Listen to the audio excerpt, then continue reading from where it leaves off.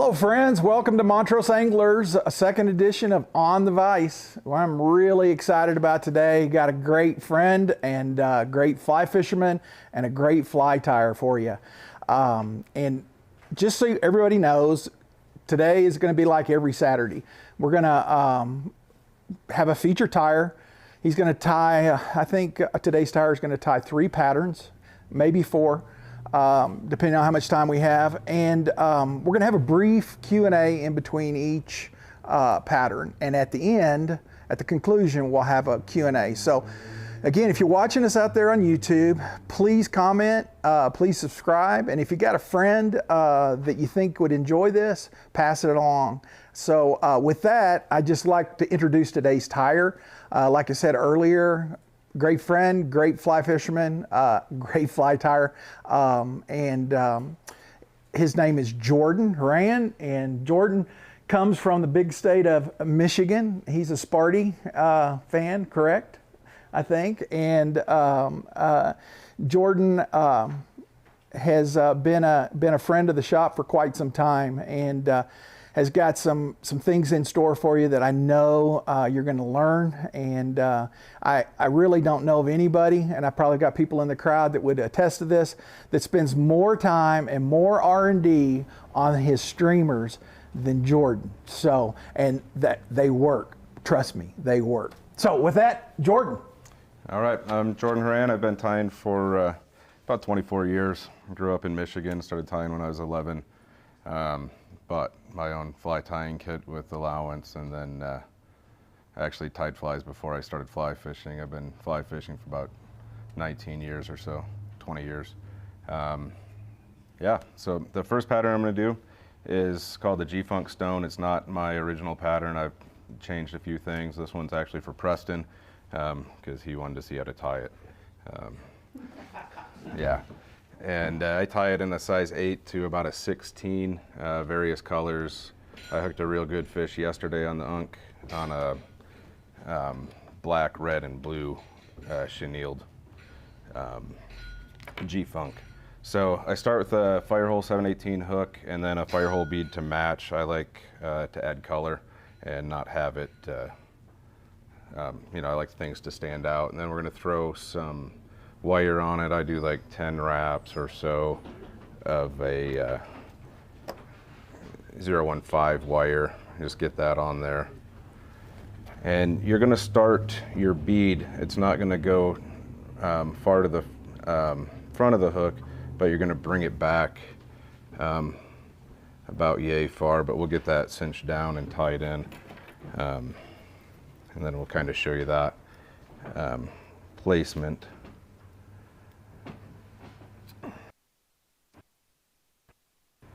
You want a ways back a little,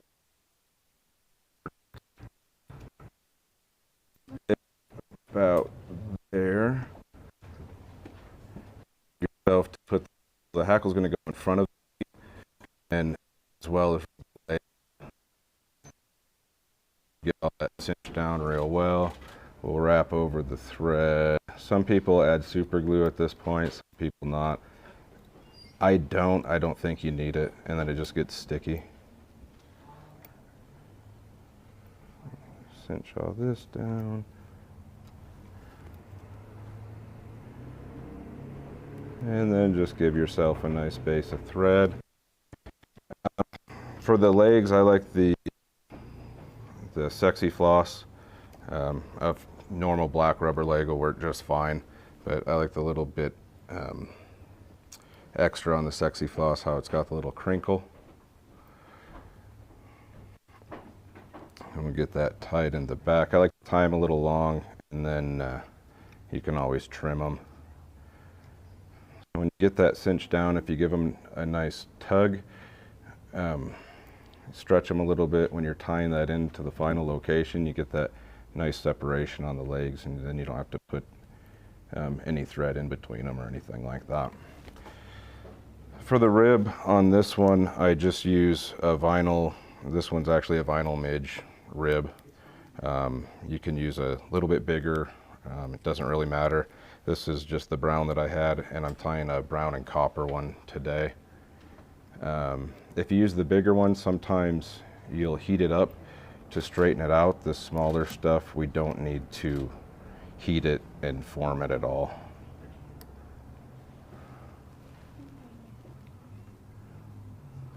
Then I always just leave it together and put the spool on this little handle.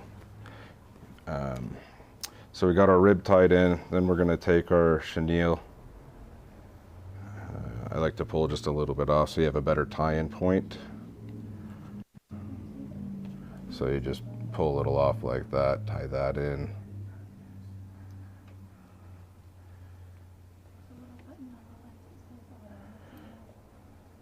And then from there, we're just going to take our thread up to behind the bead. I like to throw a half hitch in. I'm big on half hitch and using the rotary and cradle and everything. Maybe it's just lazy, I don't know. Paid the money for it, I'm just going to use it. So we're just going to wrap our chenille forward. And you can wrap it right up to the bead, leave yourself some room. It doesn't really matter. We're going to throw some dubbing behind that when we're done anyways, but we can cinch everything down with the thread. Give it a few wraps, cut it off, wrap it down more, and then throw another half hitch in. And then we're going to bring our rib forward. We can get it off of that. Come on. And then I always wrap the opposite way that I wrap the chenille. I think it gives it a little more protection. Plus that's how I do all my pheasant tails, so it's just habit. We're just gonna wrap that forward to give it a little rib. A little carried away right there. And then that'll cinch down our chenille. As far as the chenille, I've tied this in all sorts of colors. Purple and black does real well. I know that the guys at Fly Fish Food, they have a really good small chenille if you're tying a little smaller. This is just, I think, a standard small or medium. I'm not real sure. But when we cinch it down with the rib, it makes it look quite a bit smaller there. For the dubbing, the color doesn't necessarily matter. I like to match it with whatever color everything else is going to be. Since this one's copper and black, I chose a peacock ice dub. This color combos work pretty good. You're going to get kind of quite a bit of dubbing, so you're going to put it in fairly tight, but then you want to tease it out a little bit as well after you get it wrapped down in.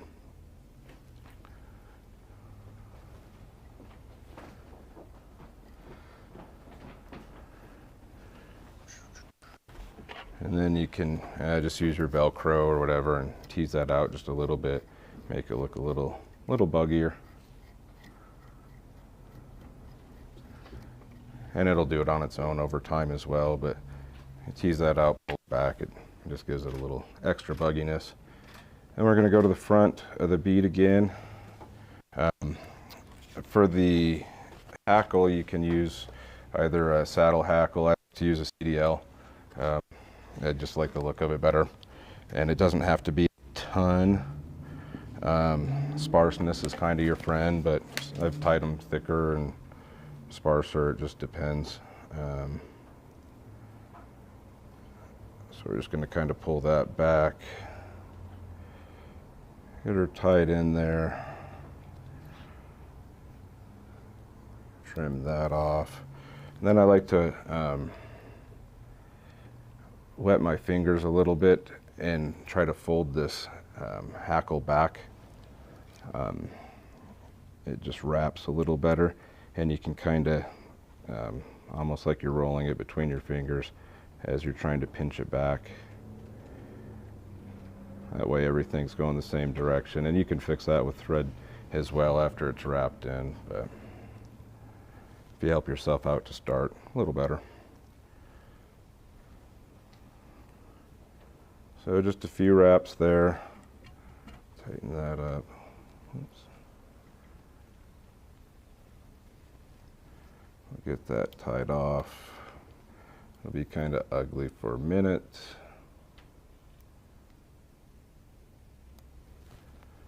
I'm just going to pull everything back.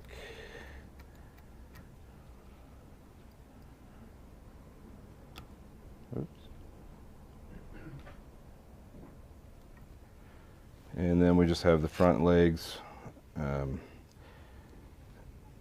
This is where you're going to want a little longer than you did for the tail, because it's going to be a total of kind of 4 legs that you're going to put in here. And what I do is just cut the 2 legs and then kind of center it up and just bring it under your thread.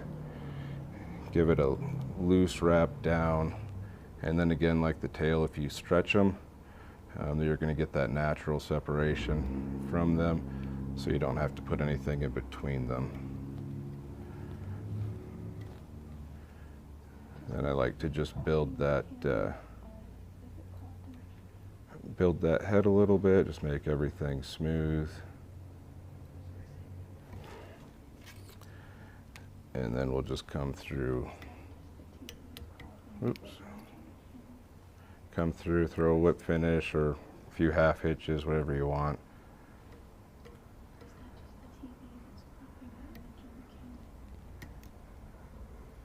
And so that's the G-Funk stone. We'll come back and trim these legs up a little bit.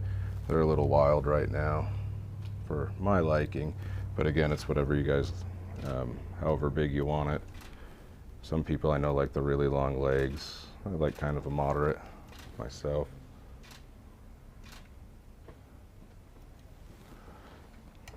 And throw some UV, and that's that. On the G-Funk, like I said, I like the purple and black. I like this color. Yellow does great during the salmon flies for your golden stones. But like fun.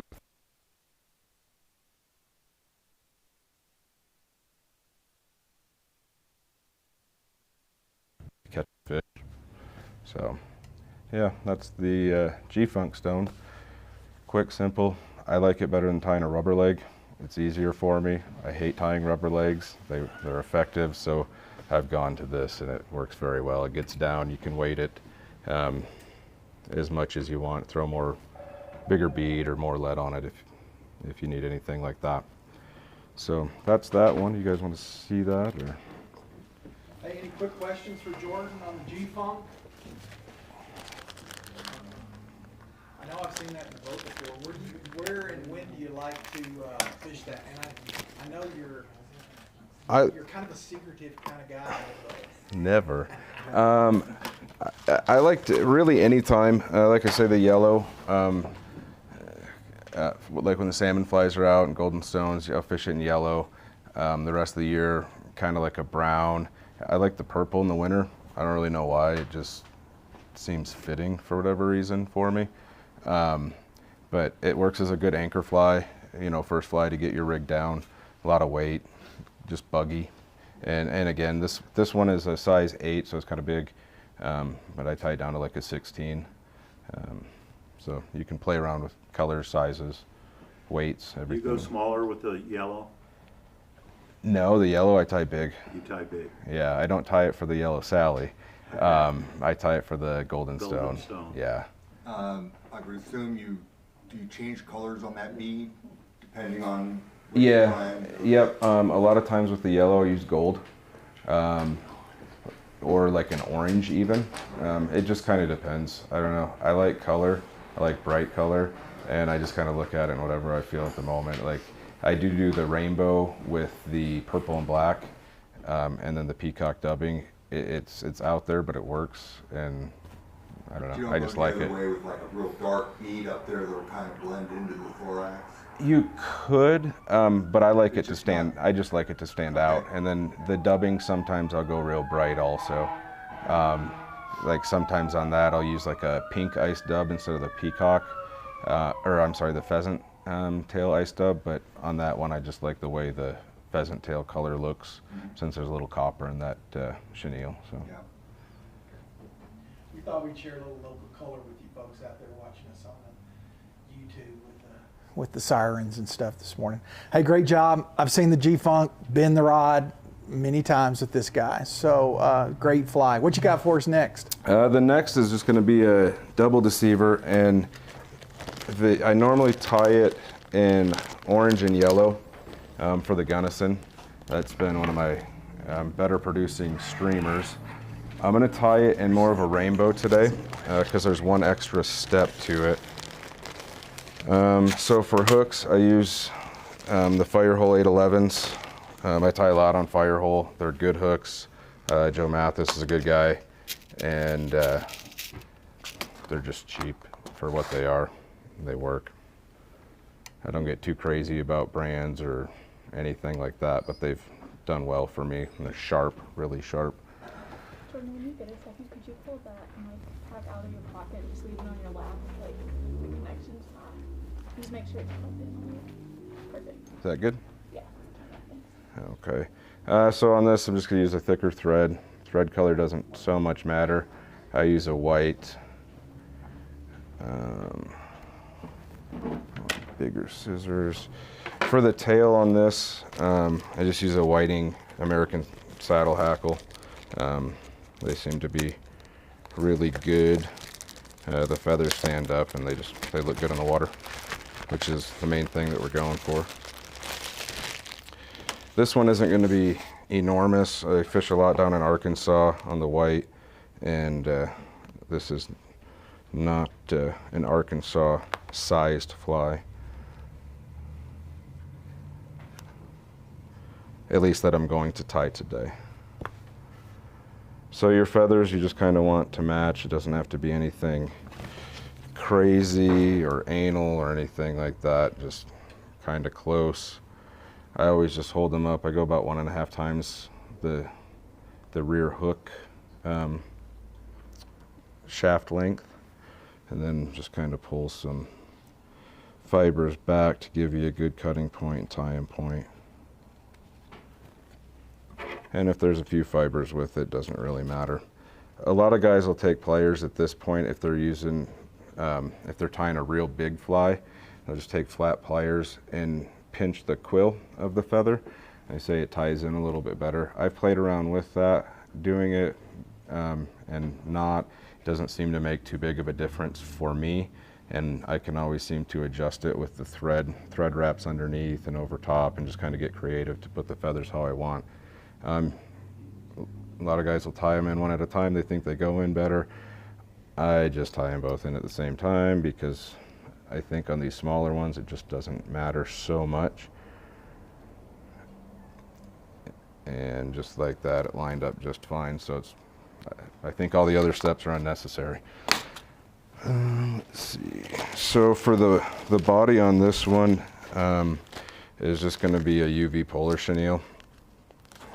Sometimes I'll take and do a complex twist where you just tie this in, tie some schlappen in, and then twist it together before you wrap it forward.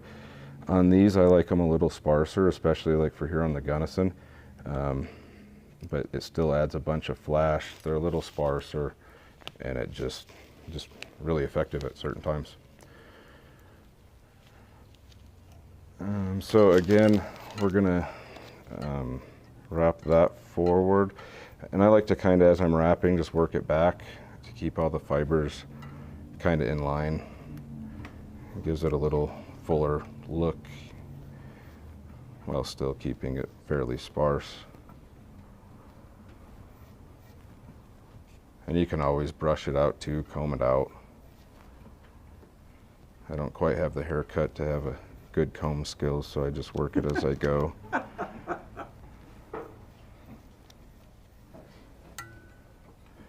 And you leave yourself a little bit of room at the front before that eyelet. So we are going to tie in some bucktail on this one, wrap it off, cinch it down. I use a good thick thread. You can really apply a lot of pressure. Kind of wrap everything back there. And then we're going to use some white bucktail here. I don't get too carried away with adding a ton at this point because it's the rear hook. I tie almost all my streamers articulated. It's just fun, and they fish really well. So this is the rear hook, of course, and we're just going to go kind of sparse on that. I'm just taking kind of a little, I don't know, maybe a 1/8 of an inch clump or so. Pull out your fibers you don't want, just kind of get that all ready to go. I take it so it's just maybe 1/3 of the way back with the tail, so you are going to get a lot of good action out of this as well. Just kind of hold it there, a couple loose wraps. You're just going to make sure everything's where you want it before you cinch it. Once it's there, cinch it, and then really tie it down good, and that will always stay in place for you. I like to come up and cut this front side off on those. Trim it down, and we'll flip it upside down. Do the same on the bottom, and we're almost done with our tail. A lot of times on the bottom I'll use a little less. It just doesn't need to be quite as thick. It'll keep your casting weight down a little bit if you get in the habit of that, especially with some of the other materials that hold water much better, like your Marabou stuff. And again, about your same distance there, maybe 1/3 of the way back with the tail. Gonna hold it all there, a couple loose wraps. Make sure things are in place, cinch it, tighten it.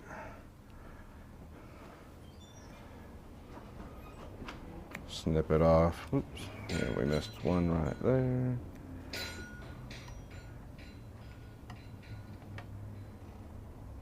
I don't think I got enough coffee this morning. I'm shaky. And so we're done. We're gonna just finish this, and then we're done with this rear hook. What the heck?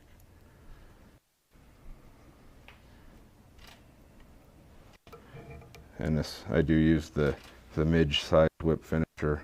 It still works for big flies. It's a savior in the small stuff. And we're going to go ahead and coat that good with some UV, protect everything there. You can be pretty generous with it, just make sure it's good and coated.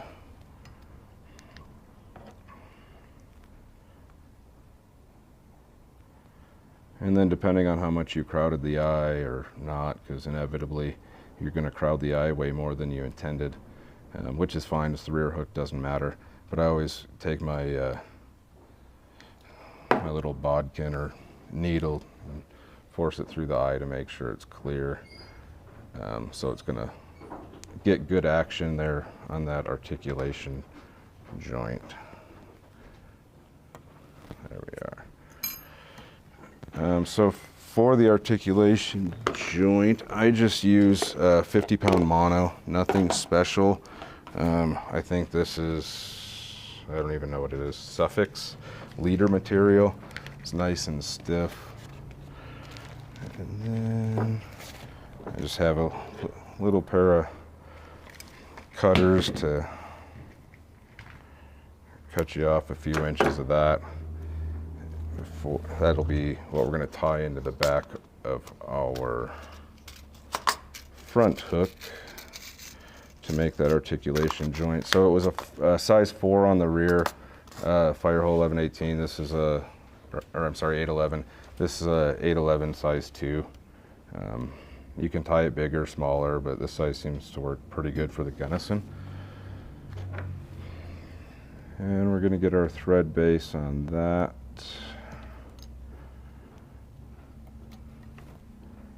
And then come back to that mono that we cut off. And I always like to tie quite a bit in here, especially if you get big fish on that rear hook. You do not want this to fail. I've never had it fail. I like the mono better than like the steel myself, because I think your steel over time get rusty and just wear down more than your mono's going to. Got to throw some beads on here to give yourself a little space.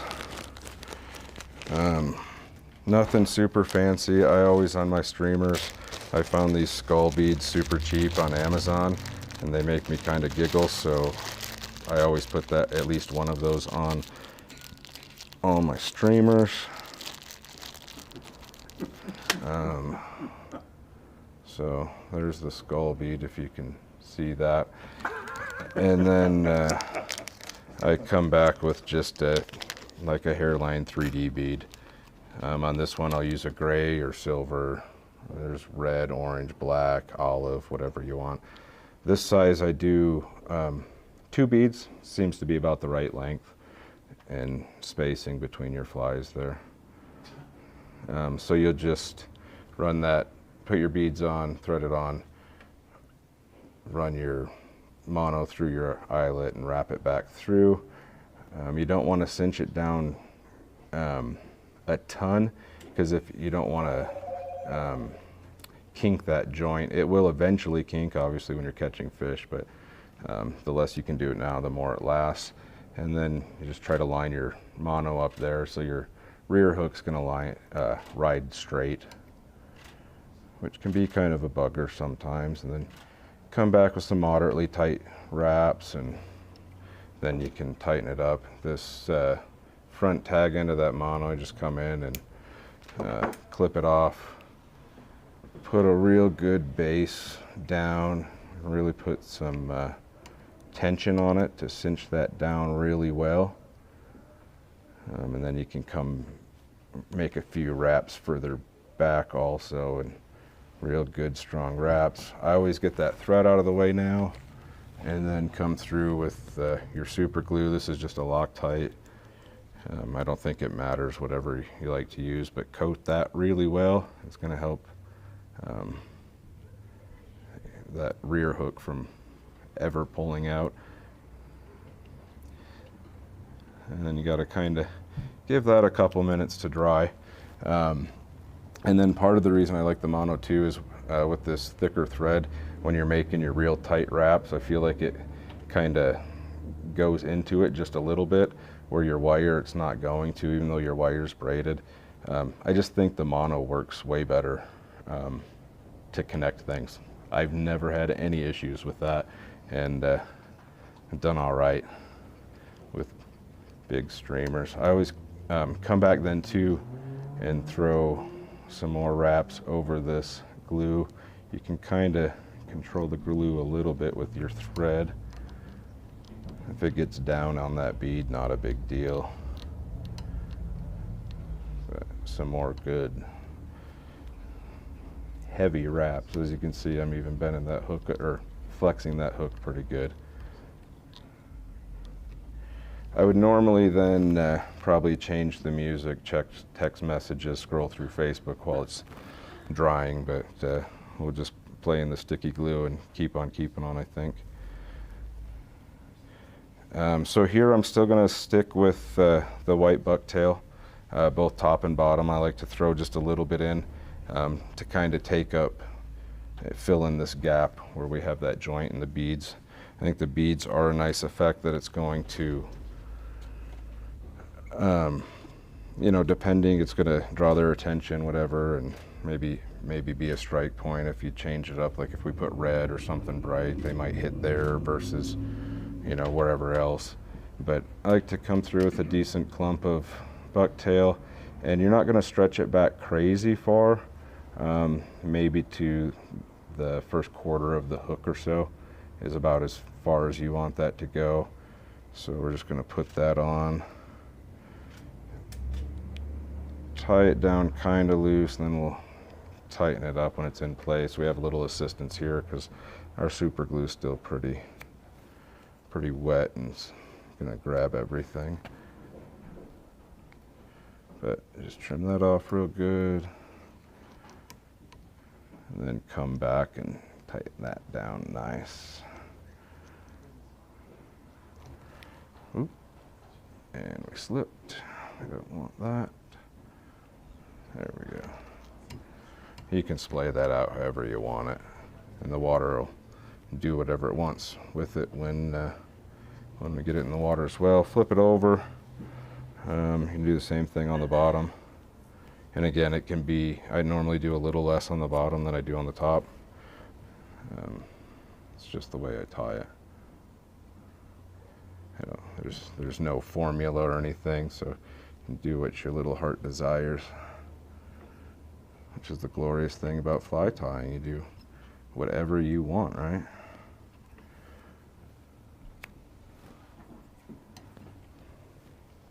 So I'll bring this guy back. Little vise pond to keep that hook in place because I don't have a material clip.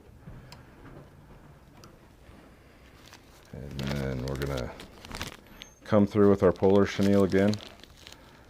Pretty much same as we did on the rear hook. Get that wrapped down good. Can be kind of messy to start, doesn't so much matter. And then you want to leave yourself, you know, a good bit of distance on this front in between the eyelet and where you're going to end, because we got to build that head when we're done wrapping this body. We've got to give ourselves plenty of room to do that, or it can be a little bit of a pain.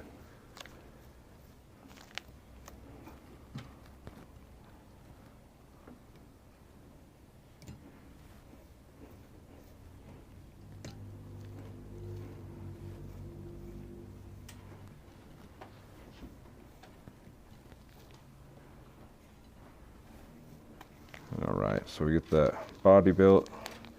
Lots of flash there with this polar chenille. Still pretty sparse, a lot of good action. It's going to fish really well. A few good wraps in there. Tighten it down, cut her off.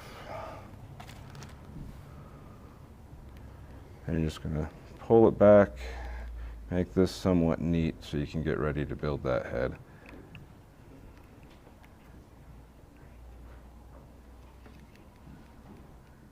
And I have, I don't know, is that just shy of a ½ an inch or so.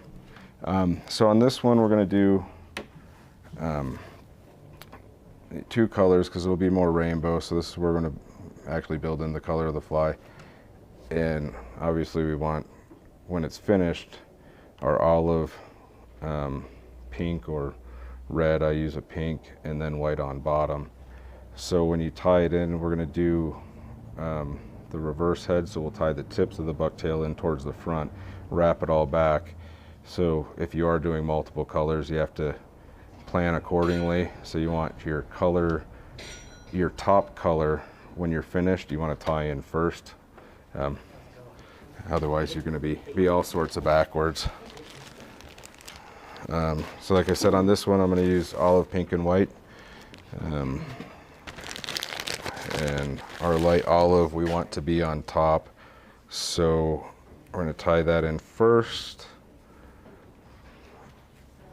and it doesn't have to be a ton. We're going to go with about the same size clumps as before, maybe a little less when I clean it out here. Also, when you're measuring how far you want it, keep in mind that you got to allow a little extra for the wrap. So I always pull it just a little bit further where I want, and then try to trim it off because we're not going to be able to trim at the end.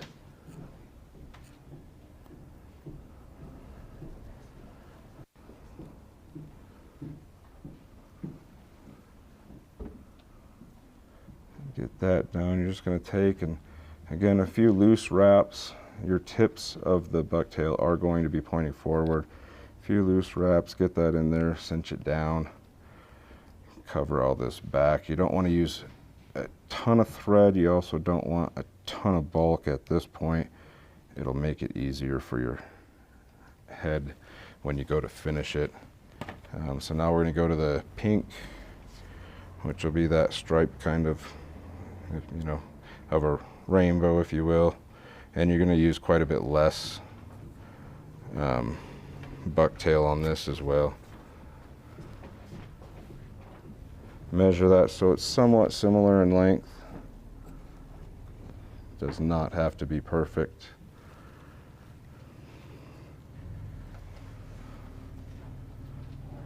And come back, stack that on top. Couple loose wraps, same gig there. And then tighten it down.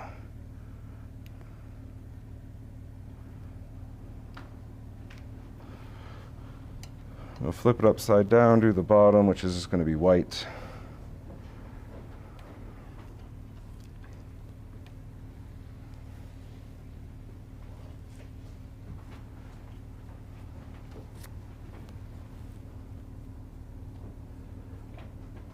Get rid of some of it here. Don't want a crazy amount of bulk.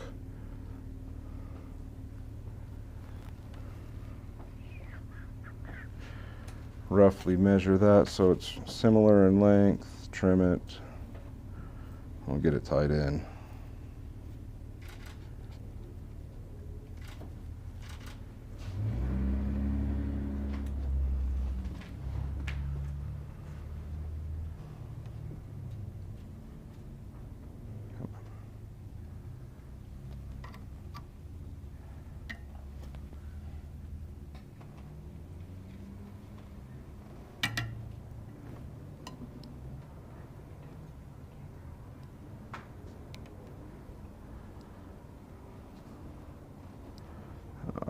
Now that we have all of our bucktail tied in, now when you build the head, since we're already flipped upside down and on the bottom, we'll just go ahead and start there. You're just going to try to grab all the white and only the white, which is sometimes a little tricky. We're just going to push that back fairly tight.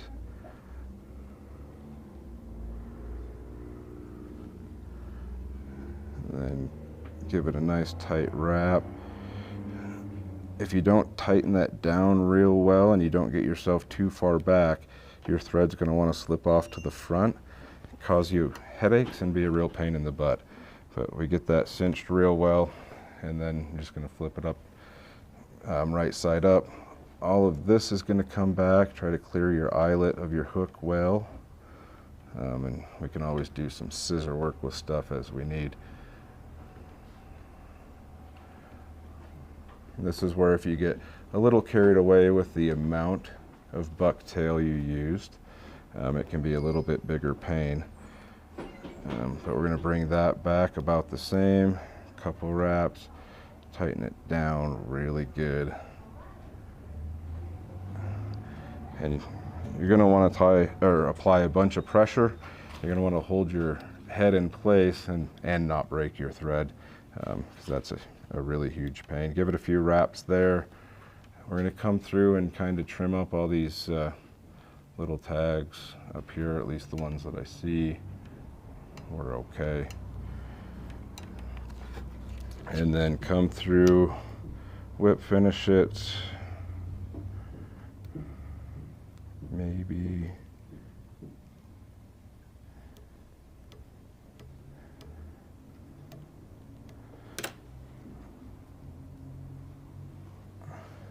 cinch that down well, tie it off. A lot of times on streamers I'll do several finish knots. This one doesn't matter because this head will be very solid and very well coated when we're done. The first thing I'm going to do is come through with some super glue, both on the bucktail and on the threads, because it's going to keep that head from spinning on you when it's all said and done. So, and you can be pretty generous, because after this dries, you're just going to poke through the eyelet with your needle to open that back up if you end up covering it. Really not a big deal. Add a little more on this side.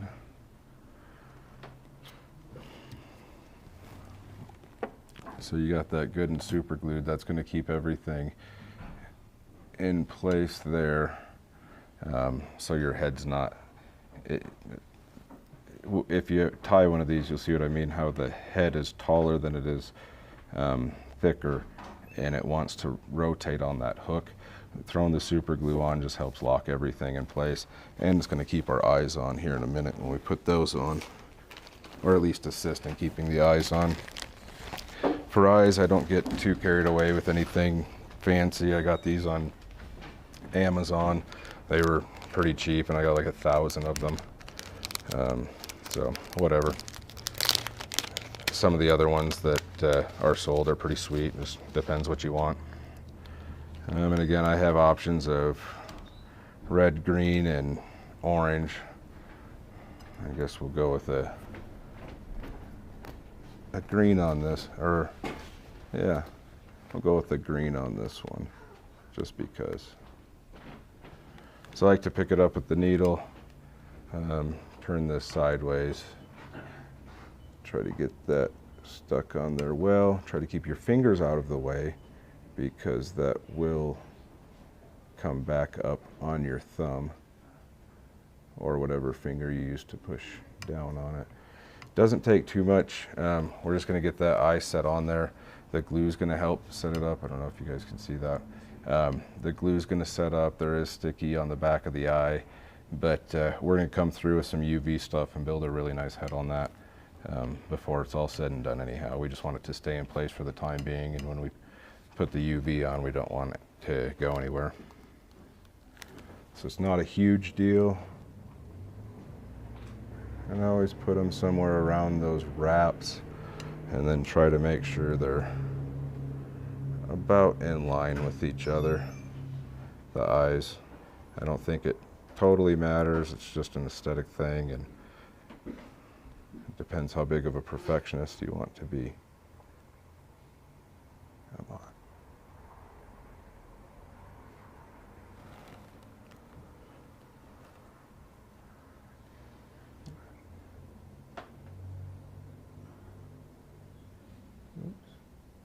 Got to give them a little pressure so they stay. All right, I think our eye will stay there. Our glue's getting pretty well set up, which is a good thing. We're going to come back through. We're going to start with the thicker UV resin, and then that'll be the initial part that's going to hold our eye on. And we'll get that cured up. You're going to go throw it sideways. Start with the first one that you put on, because it should be drier. And we're just going to come through with a big old nice glob of the thick UV. And then you can just take the applicator nozzle and work it around how you want. Make sure that around the entire eye you have a nice layer on the eye itself, and then also down onto your bucktail head. And the other thing I do too is I'll tie this in craft fur as well, bucktail craft fur. I use them pretty interchangeably. A lot of it depends on what colors you want. The actions are slightly different. The craft fur sometimes can be a little easier to work with. It just depends on your skill set and really what you want. So we got that thick UV worked in there real well, all over that eye. I like to leave it sideways just for a second before I cure it. I know it's the thick, it doesn't run like some of the other stuff, but it will settle, and I just like that. Cure it up real good, and we're going to do the same thing to the other side. And just make sure that eye is not going to go anywhere. Initially, when I started tying streamers, I stopped putting eyes on them because I could never keep them on. You'd super glue, you'd add some resin, and it just never seemed to work, but I've got it pretty good now. And I don't skimp on the stuff at all.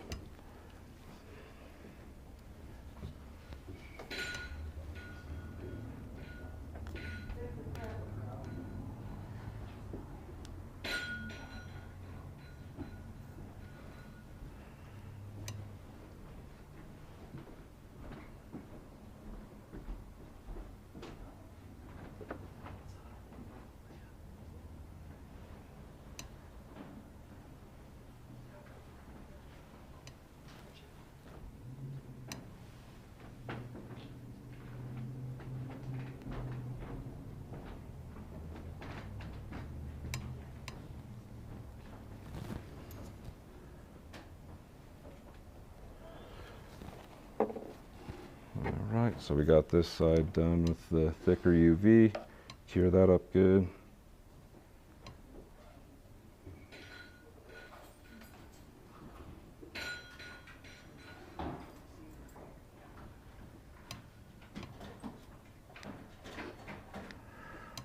like to come back with the flow or a thinner stuff and really coat it really well so that head's completely bomb proof. And again, if you get it on the eyelet, not a big deal. You're going to poke it out with your needle anyways. And you can do this all kind of in one shot, so you don't have to keep applying and then come with the light, then go back and apply. Speeds it up a little bit, I guess. This stuff will run on you, so you gotta kind of keep turning it a little bit so it doesn't get all oblong or too bad.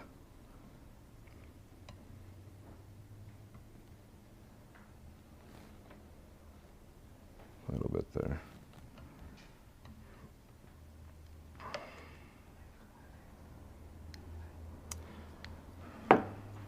Then you come back through, poke that eyelet of your hook out so you can actually tie the thing on. That head's going to be bomb proof. The eyes are not going anywhere. It's not going to spin on you. And just have a nice little head on that. So that's your double deceiver in the white rainbow color. Also good colors and stuff here on the gunny. You want that? Yeah, so you might just I don't know if it's going to fit in that little guy or not. Yeah, we'll make it work. We ready? And watch out for that second Awesome. hook. They are sharp. So. Anybody got any questions? I can't believe you gave the secret of the skull out there. You know? Well, that's... Man, you're slipping. You're slipping. Yeah. I'll give that one, but we're not even talking about that other. That was great. Anybody got any questions? I know there's some folks out there in Michigan watching this. You've got to have some questions for Jordan. Got to.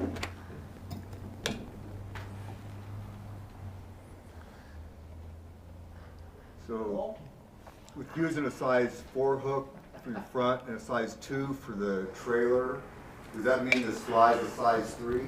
Sure. Okay. Yeah. Or 2.75. It depends, really, if you crowd the eye too much or not. But yeah, no, I always try to do the front hook at least one size, if not two, bigger than the rear. I mean, just step it down. But that size right there for here works really, really well. A lot of people still, I think, look at some of my streamers and can't believe I fished them here for trout, but they just work. Because that one's one of the smaller ones. Would you like me to take this up to Paco and test it out today? I've caught fish at Paco on ones much bigger than that. So it works. I mean, Yeah. you're welcome to. I don't care. Do you dead drift or strip this fly? I strip it. It gives it a better action. And when I'm streamer fishing, I pretty much always fish on a full sink or a sink tip line. A lot of my flies I don't add weight to. I tie a lot with foam heads or deer hair heads, so they actually float. But then you fish it on a sinking line, and it just gives it a nice action. And that's how I prefer to streamer fish if I'm gonna legitimately streamer fish, in my opinion. Pretty short leader. Yeah, I fish straight 17 pound. Yeah. Fluorocarbon from the fly line to the fly. Adjust it for your depth. I mean, if you want to get the fly deeper or fish it shallower or whatever, you can adjust your leader a little bit, but normally about 2 feet or so. Yeah. Good. So yeah, just nice and short. And I do have one where I've tied, I'll do a Slim Beauty knot and a loop and then tie the 17 pound onto it. And then the first part's like 50 pound. It helps it turn over sometimes. And then there's another application that I use that as well. But yeah, just something different. I think that's more or less just to try to be intricate and different than it is actually affects how it does. So. But anything else or on that? Yeah, any other questions? Definitely a fly that I have seen productive in certain areas on the western slope. You know, and with that, hey, I want to give a quick shout out to the Flyman Fishing Company. We've got our cool fish tester here, and we're actually loading up the double deceiver right now in yellow. So we're going to take a quick 5-minute intermission, and we'll be back for Jordan's final fly. Thanks. All right.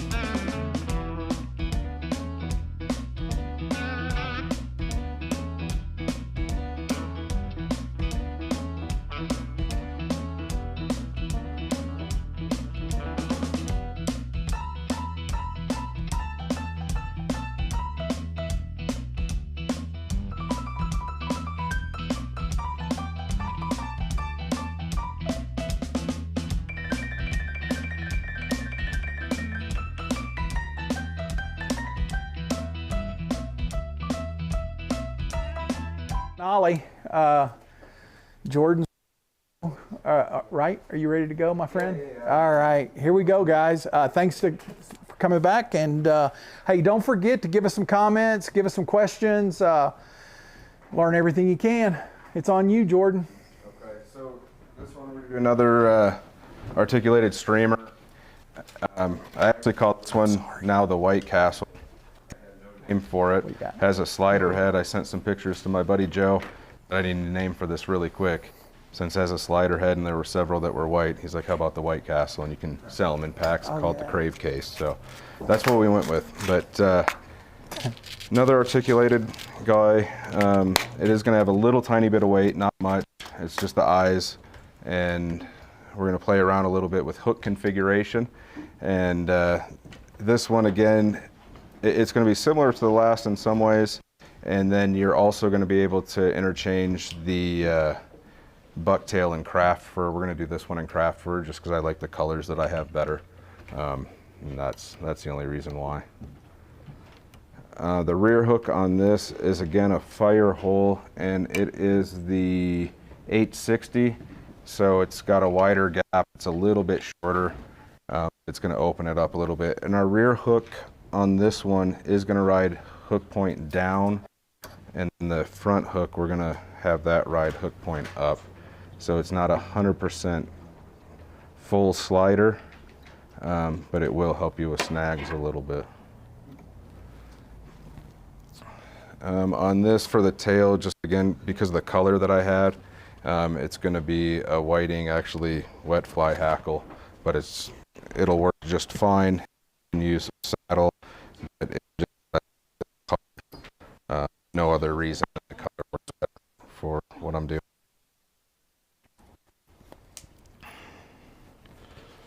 So we're going to prepare that again just like the last one. You're going to put them, ooh, got a couple extra here.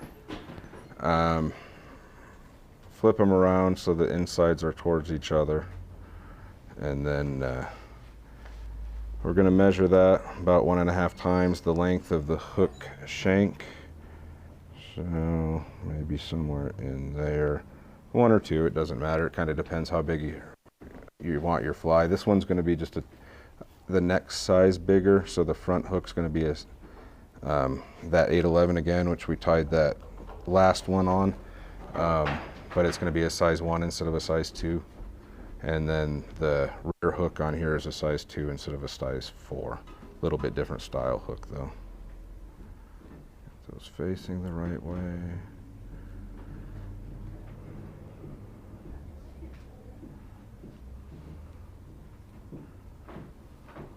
So we're going to get that tail tied in again, and like I said, I tie them both at the same time. It seems to work just fine for me most of the time. So that happens.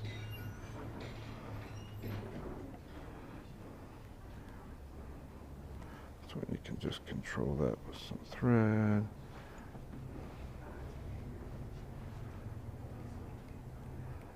All right. So we got our tail in. This one I'm going to do in a rusty copper UV polar chenille for the body. It's going to be basically brown and yellow, the colors, so we're going to use copper here. And again, if you wanted to get a little more bulk to the body, you could tie in a schlappen feather here and then do a complex twist, brush it out, give you a little more, help you change and mix your colors a little bit. But on this one, I'm just going to do the copper chenille, polar chenille here. I'm just going to pull it back. A lot of it's going to be quite similar here as the last one. I don't like the way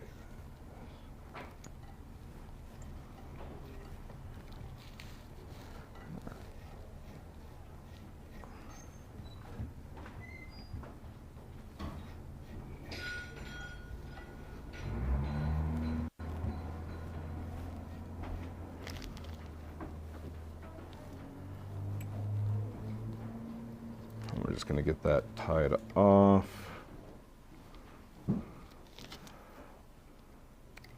flip it again, pull that back, make sure it's cinched down real well. And then sometimes if you don't like the way all this is kind of trapped under itself, you can just come through with your comb and just kind of, you know, help brush it out. Might be overly specific, but sometimes I just don't like the way things look.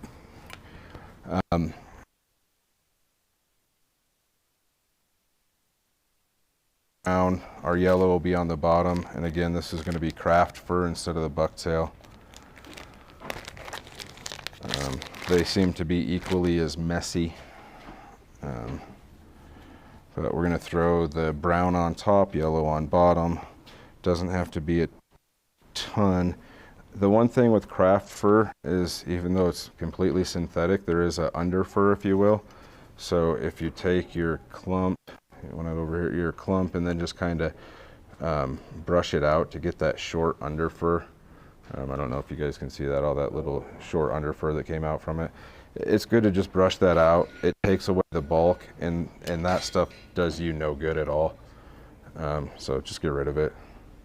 Again, we want our top to be about halfway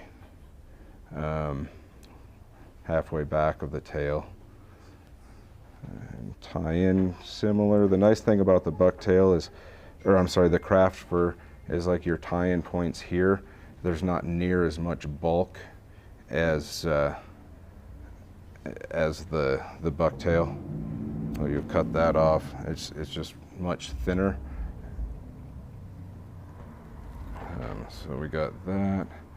We'll tie this over. Throw in our yellow here underneath. Brown and yellow are pretty good colors for where we fish a lot. I'm assuming you all know that. If not, you're welcome.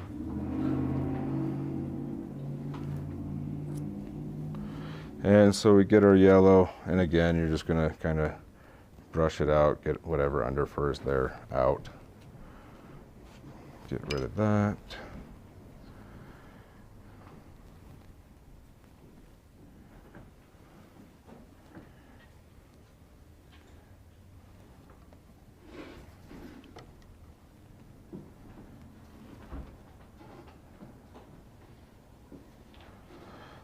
Craft fur seems to be a little more forgiving than the bucktail as well. So there are benefits to each. It is much harder to, like on that double deceiver, it's a lot harder to make that head the way we did with the bucktail with craft fur. So I would switch around how you're going to do the head on those if you try to do it in craft fur. Maybe put a weighted head on it or something, and go that route.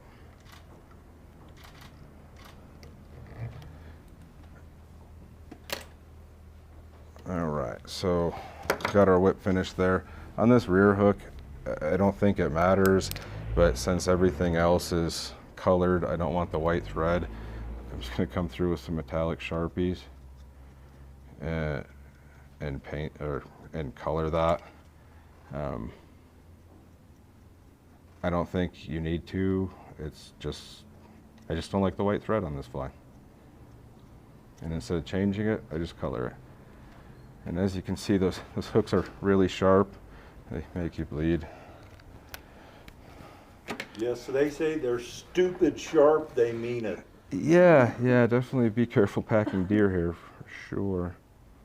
Not that I've ever done that. So, no.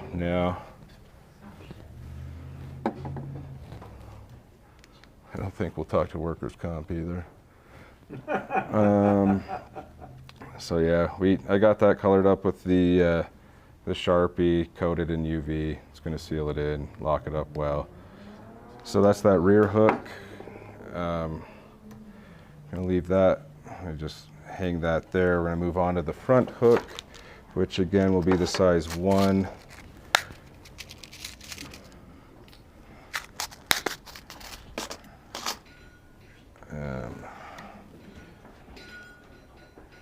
Jordan, let me ask you a quick question on Yep. the rear fender.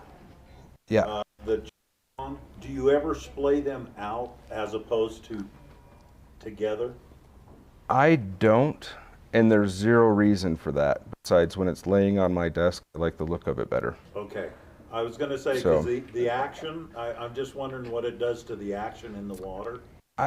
It could have some effect. I mean, the feathers, they're just so, Pliable. yeah, that I don't think it's gonna, I don't think either way is gonna make a big difference.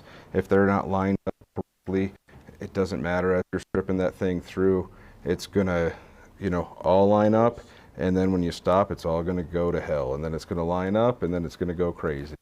I don't think there's tails in strip ash. I mean, you could use a strip, a bunny strip or something in place of feathers. I mean, there's so many different options that I don't think it matters. It's just a preference, and nothing more than that. Like a lot of people are like, oh, why do you use this color? I just like it. That's why, and it works for me. Like, I don't know. I don't have any better answers than that. Some of them I do, but streamers, it's like you're either going to get that predatory response or you're not. And colors do matter, size does matter. I think your stripping speed and being in the zone is better than anything else, but I don't know. I mean, it all matters a little bit. So we are going to throw on this one, we're going to throw some lead eyes on it. These are just ball eyes or something like that. And I just always leave kind of a little gap. I don't know if you guys can see that.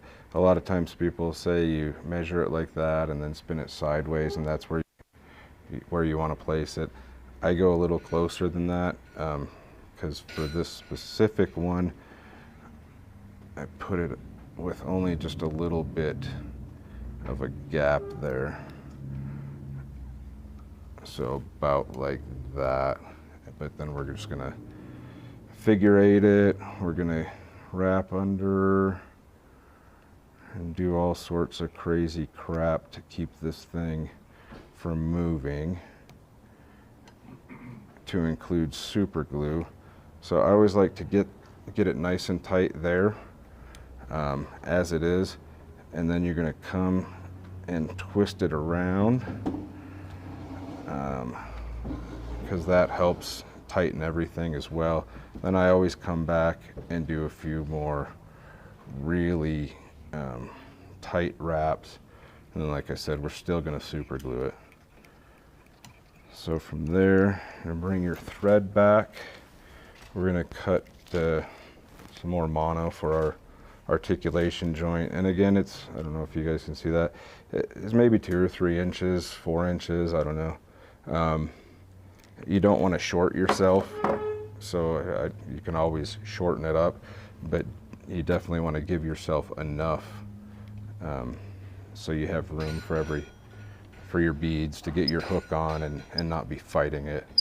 So more is more on this one.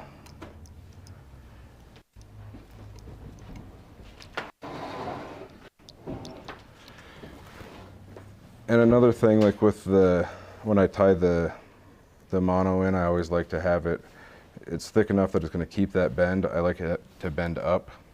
It's a preference thing, but I think you get a better loop and your hook rides straighter when you do that. So again, we're going to go with the skull bead, and I'm just going to go 2 beads on here. We're going to go skull and orange.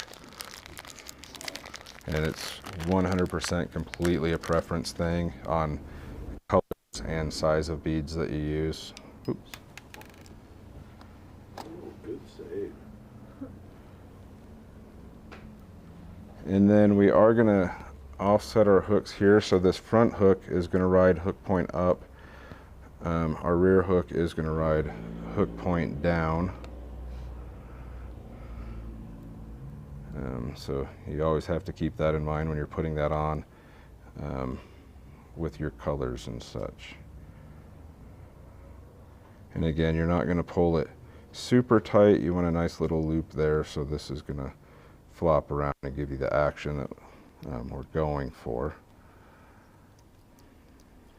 We're just going to crank on that mono again to get it cinched in nice and tight.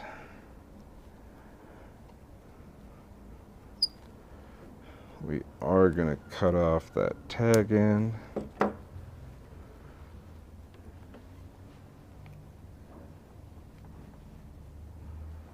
All right. And I always do throw that little magnet, I think it's a vice pawn or whatever it's called. I throw that in just to keep that hook out of the way. It makes you bleed less because you don't hit it as much. So then we're going to go through with the super glue again. We're going to go over where we tied that mono in really good. I don't think you can have too much super glue. It just takes much longer for it to dry and makes a bigger mess. But so we're going to go over both the mono and the eyes. And that'll help keep those eyes from moving at all on us later too.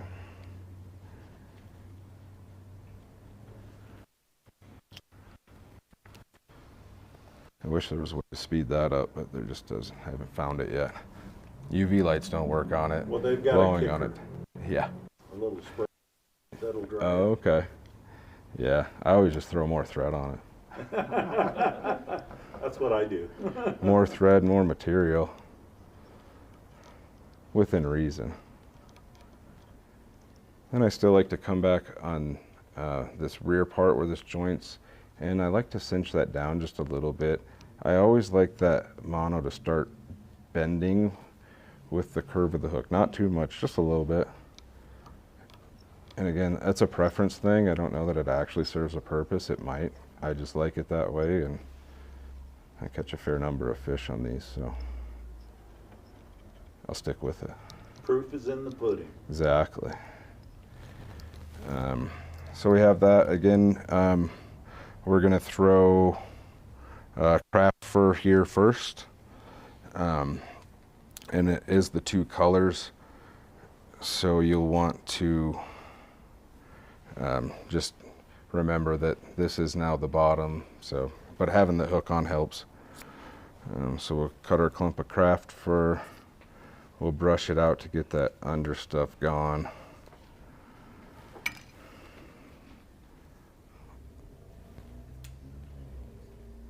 Let's see, our measurement's about the same, maybe 1/4 to 1/2, 1/3 of the way back on that rear hook.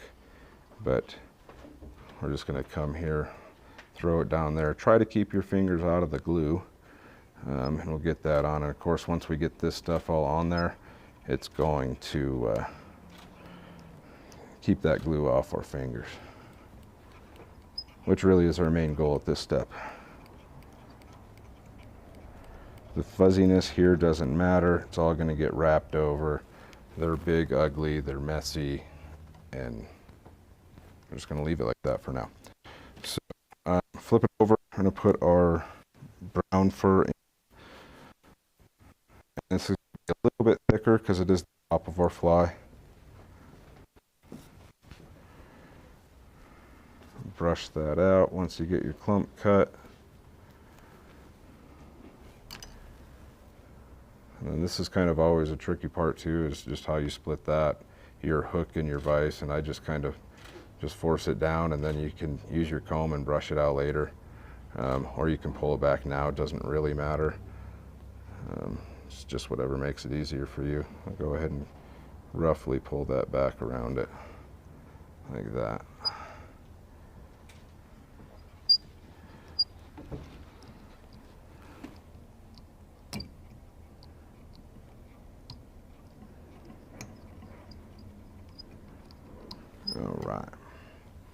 All right, so we have our craft fur tied in. Now we're just going to throw that polar chenille in again. Really the two streamers, the steps are much the same. The heads are completely different. Hook configuration is a little different. So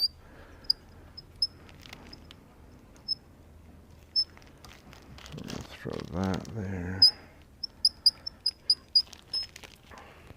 Apparently this bobbin wants to squeak at us.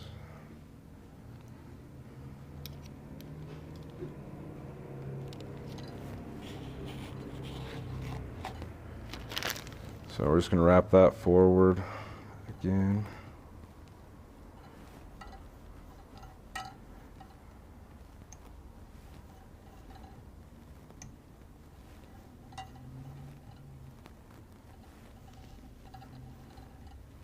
You'll find too, for whatever reason, different packs of this stuff, if you ever use it, some straighten out really and wrap really good, others want to curl up on you. It just depends.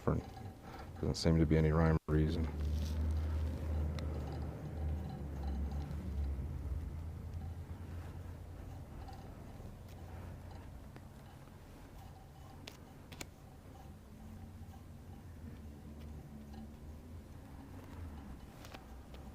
Alright, so you want to leave yourself room behind this head, or the eyes there, because we have quite a bit of material still to sneak in here. And wrap that off, or cut that off. And you're going to make sure all that's cinched down real good. And then wrap back a little bit. You can always wrap back to give yourself a little extra room. So we still have to build our slider deer hair head on here. So I like to, at this point, again, throw the craft fur on. One of the things I have started doing on this specific fly is making a dubbing loop out of craft fur marabou and flash. For collar, it's a pain, and it looks really good, and a pain. So I'm not going to do the original way I did it was with a marabou collar in front of this craft fur we're going to throw on here. But it does look pretty cool if you get it to straighten out well. It's nice, but it's also a huge pain, and I don't know that it's actually worth it or not. Get our craft fur on top there. Nice thick wraps, or tight wraps on that. Cut it off. Oops.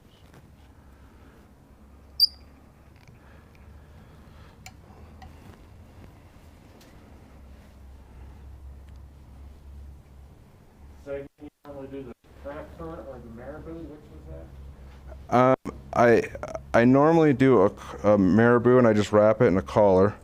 I have started doing a marabou, craft fur, and then a bunch of flash and a dubbing loop as the collar, because you can brush out all those fibers, keep it nice and long. It's just more of a pain in the butt. So there's just, I guess what I'm saying is there's lots of options on what to do on this collar here, but we'll get to that in just a second. The dubbing loop is cool, but it's a pain. I haven't quite got that to where I wanted to share it yet.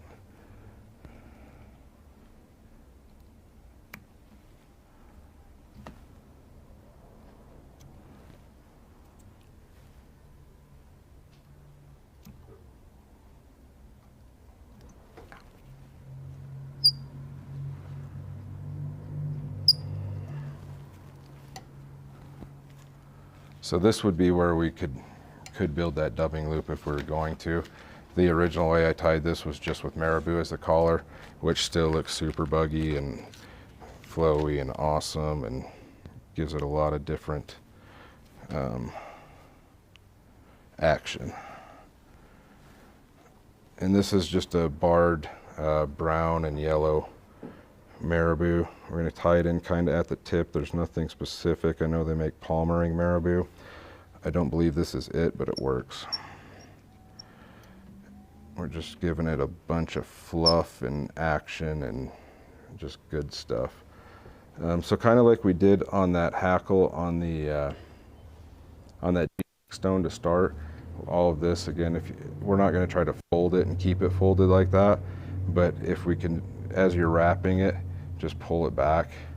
It gets those fibers more where you want, and builds that bulk just a little bit.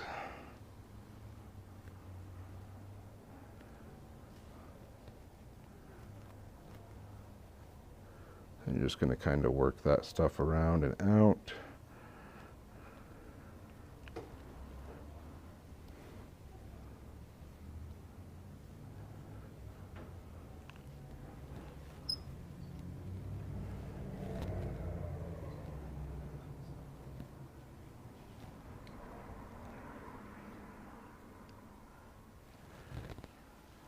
And that marabou just brings it to life.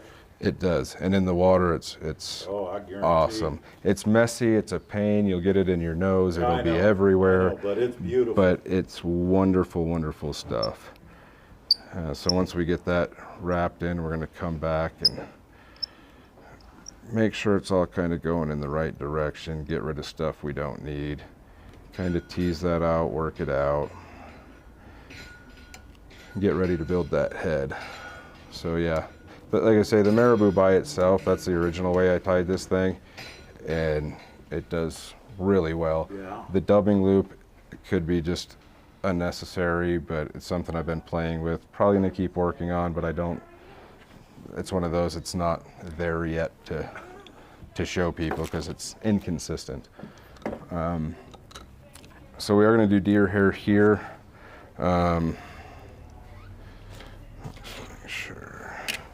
This is where it gets super messy and fun. So this is just like a rust brown or whatever the color is. Find some longer fibers on this. This is a belly patch. I just couldn't find this color in the Primo strips, the big ones. But when you start tying deer hair, you go through so much so quick. So the Primo strips are great because they're just big.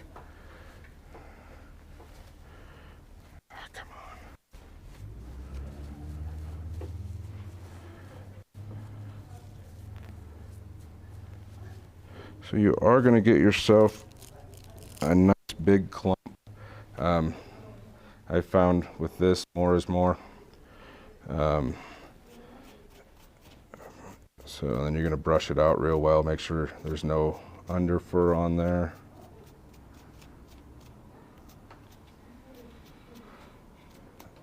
And then I like to just give it a few good pulls for any other weird fibers that are loose or want to come out not uniform. Now we're going to throw it in our stacker.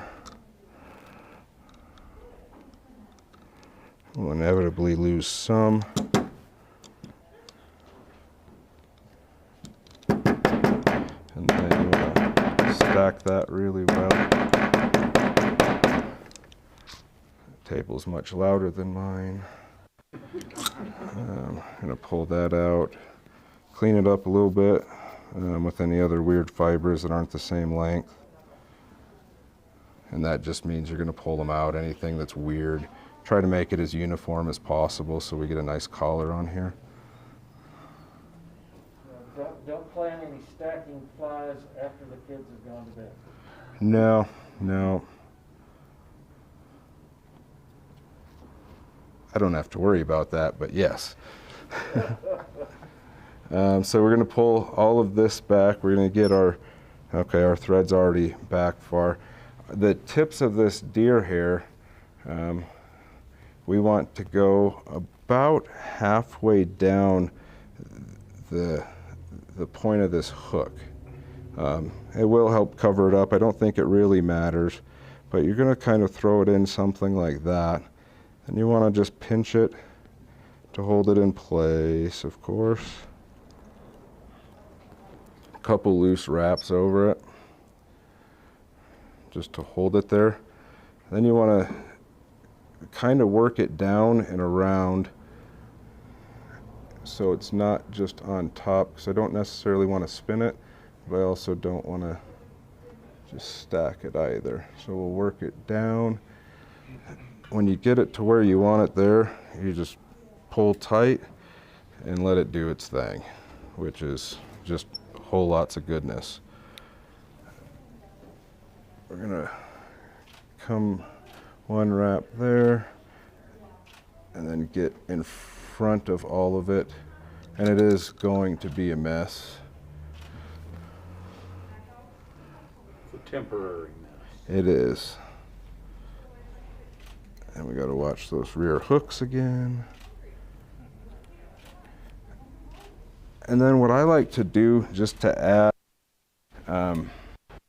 to everything, because I don't think you can make anything buggy or fishy enough, is I'm going to come back and grab a little bit of marabou, and then we're just going to tie it in on the bottom side underneath the eyes, because we're actually going to put any hair underneath. and hair underneath got away from our top. We're only tying the top of the fly because it's a slider. But I like to add a little more underneath. So you're just gonna come in with your Marabou, put it about where you want there, and then try to wrap it in without getting everything else caught and creating a mess, which is a little bit difficult at this point, but it's also doable. If it wasn't worth it, I wouldn't put in the effort. I think everyone that knows me knows that's true.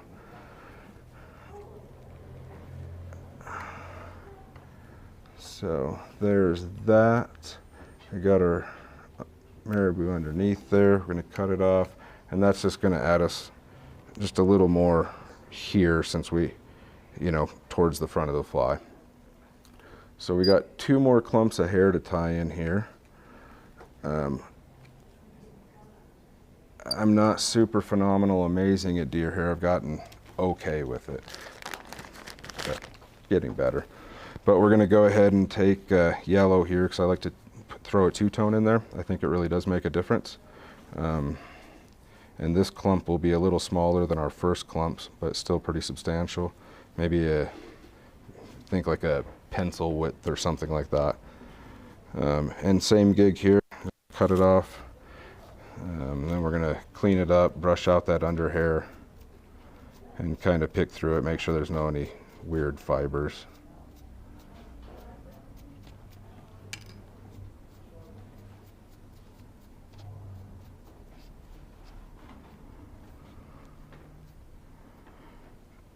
I am going to stack this one. The third one we won't stack just because it doesn't really matter because it's the shortest part of the head.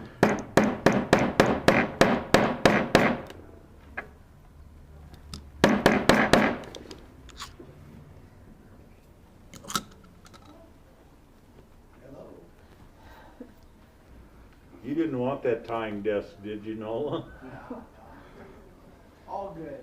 Hey, you said have at it. That's right. All right, so we are going to tie this one in still behind the eyes. So we just got to pull all of this crap out of the way to this point. I'm going to pinch that down. A couple looser wraps there. Then again, we're going to take and kind of try to squish it down, move it around where we want it. Hold it and just pull that tight.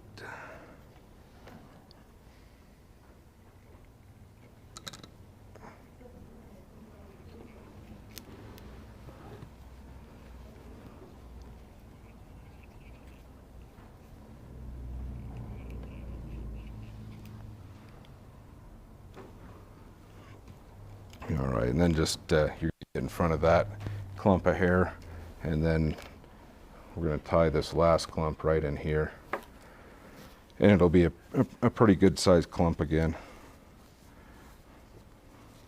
A lot of times it doesn't look like you have enough room, but it squishes down pretty good. I was going to say, it looks like you're running out of real estate. Yeah, we got this. At least one of us has faith in me.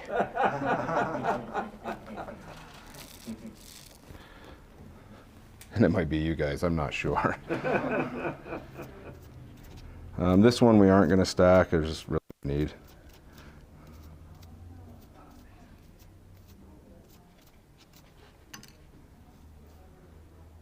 But we are going to brush out the under hair, get all the little weird hairs out, and do what we can. We're just not going to stack it. So we are going to pull this back.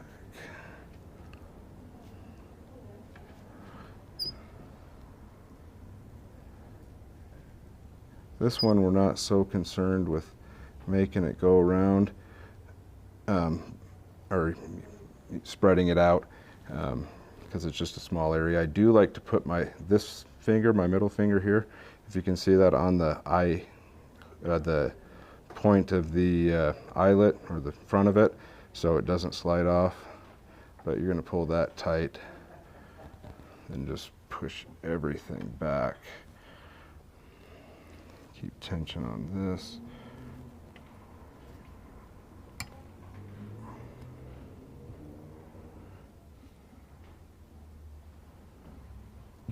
There you go. You're just going to tighten it down, push things back.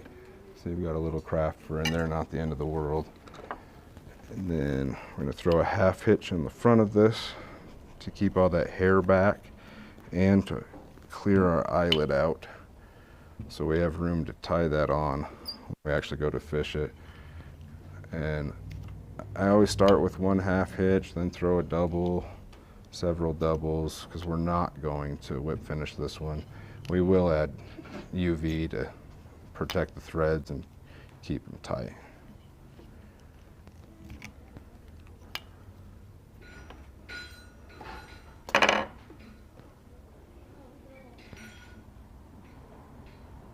All right, so that's that as far as the tying side of it. Now we're going to pull out a razor and get this head in order. I don't know what's going to work best for you guys. I got to kind of do that. Okay.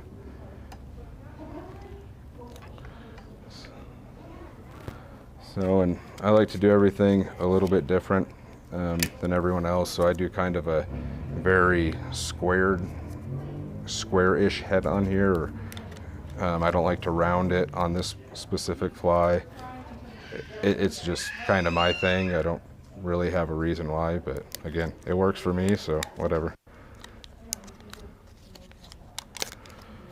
So I always start here at the front of the hook, just kind of basically you're trying to start gaining some real estate from this mess. So I always take a cut up and then just kind of slowly work my way back. From there, I don't know if you guys can see that. No, not at all, huh? So if I turn it like that, maybe. Yeah. So once I get, so I've made my cut up like so, to get that front angle, which will help it get down a little bit as well. Yeah, it's still weird. But then I like to turn it sideways and then try to gain enough real estate from this mess of deer hair that I can find the eyes.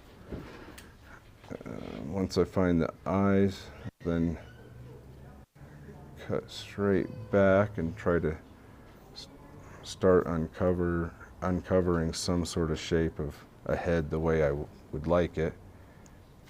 And the nice thing about that is everyone can do it a little bit differently or whatever you want.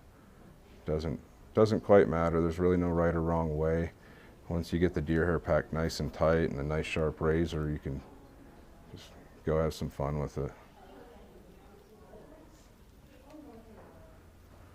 We are going to lose some of the marabou as we're cutting, but it's just the cost of doing business, I guess.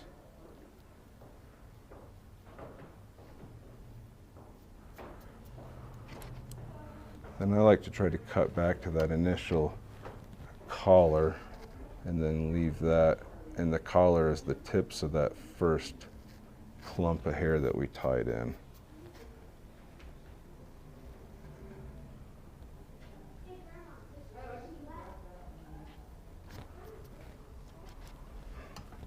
So then I'll swing it around to the other side, flatten it out, and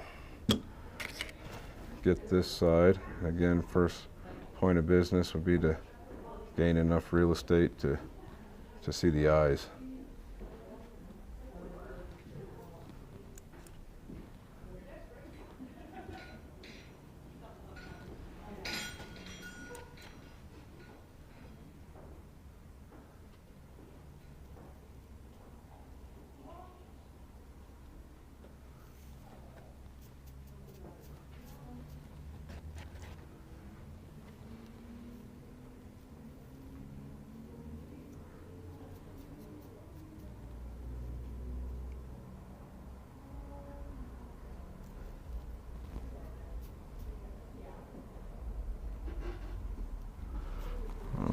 once we have that side cut down, I come back and work on the top part of this head and make sure everything's somewhat straight and uniform.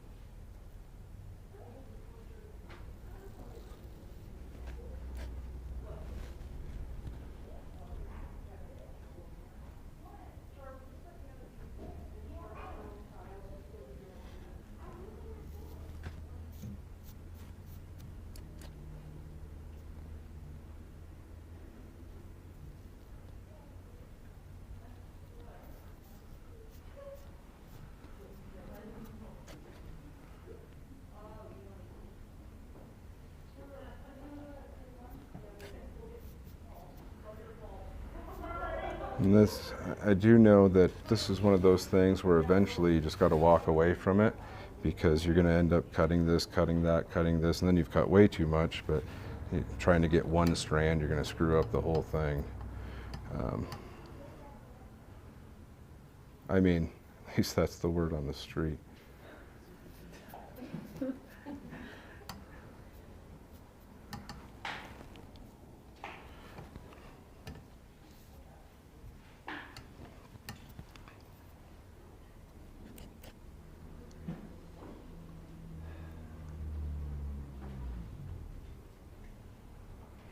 There we go.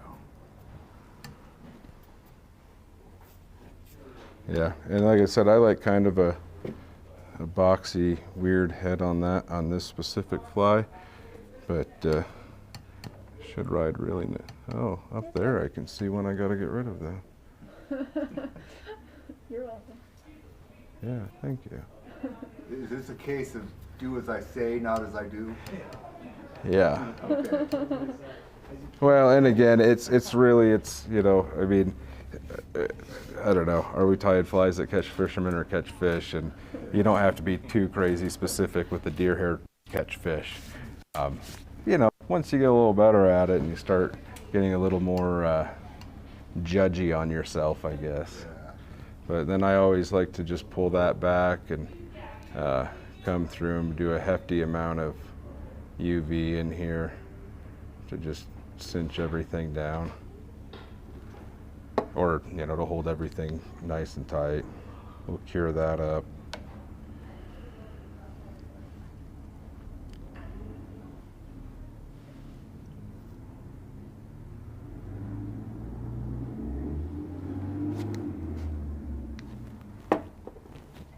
And we'll come through and cut that one strand that's just sticking up right there. Can't stand it. Nope, nope, not at all. So yeah, so that's that. As we have dubbed it, the White Castle, because it's a slider. So it's got one hook up, one hook down. Edge head on it, and it halfway head, boxy. I don't know. I've went with, reminds me of a hedgehog from.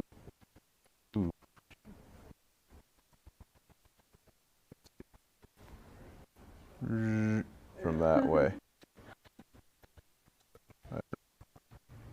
But yeah, so pass that around, and I don't know where we're at time, I think. So yeah, that was the 3 that I planned on doing today, and obviously streamers are what I love to do, and fish, and I think the wonderful you can do about get as creative as you want. I tied one yesterday. On sale at Walmart, and it looks really good actually. So I don't. It All right, anybody else got any other good questions? That was awesome. Made me hungry. Just need a White Castle, right? If only. If only we're a little closer to the hood. Yeah. Any more questions, guys? Let's see what we got. We got anything online? Do you know who Ed A is? Yeah, Ed A keeps giving you some shout outs. And yeah, I fished with Ed. You met him this fall. He was out here with my dad. oh, was he the guy that you, yeah. Okay. Ed's a great guy. Yeah. He gave me the He had double some A. good things. He said, your flies work for you, without a doubt. And I said, you're right. Well, to Ed's credit, we couldn't get any flies to work for him in the fall. So Somebody else named Deb had a comment on here. Do you know who Deb is? this is my mom. Yeah, I knew. I figured it was. So, all right. That was great, Jordan. Thanks, man, very much. Yes, Hey, and, sir. I'd be remiss to not just tell you, Jordan is one of those guys that's a great friend, but he also keeps us all safe. And I appreciate you for that. And we're very lucky to have this man in our community. So just Thank you. wanted to say that before we finished up. Well, thank you. He keeps us safe. So, any other questions, guys? All right. Well, next week we've got a thank you. little change in schedule.